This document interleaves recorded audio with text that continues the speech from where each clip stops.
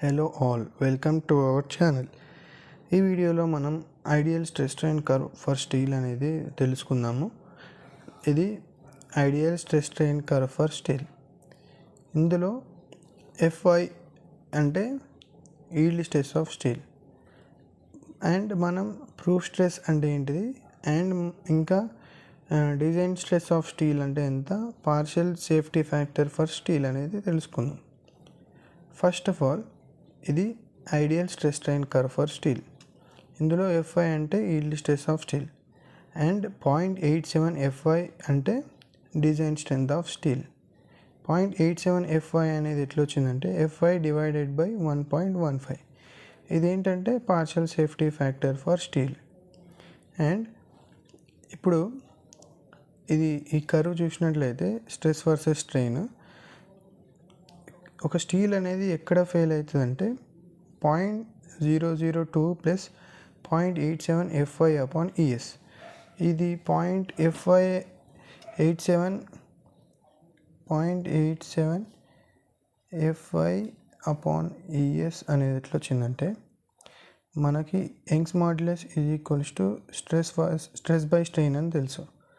ఇప్పుడు strain is equals to stress by Young's modulus.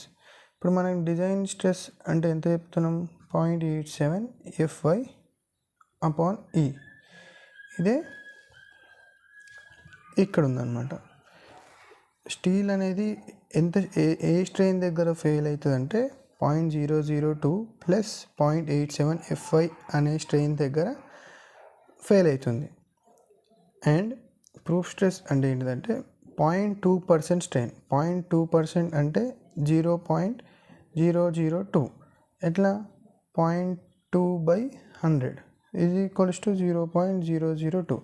0.002 దగ్గర ఈ కర్వ్కి ప్యారలల్గా ఒక లైన్ గీసుకుంటే ఇక్కడ వచ్చే స్ట్రెస్ ఇది ప్రూఫ్ స్ట్రెస్ అన్నమాట. This is called proof stress.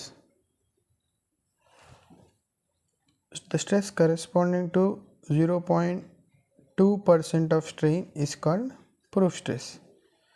And partial safety factor for concrete is equals to 1.5 and partial safety factor for steel is equals to 1.15. ఈ stress strain కర్వ్లో CTD bars అనేవి use చేస్తారు.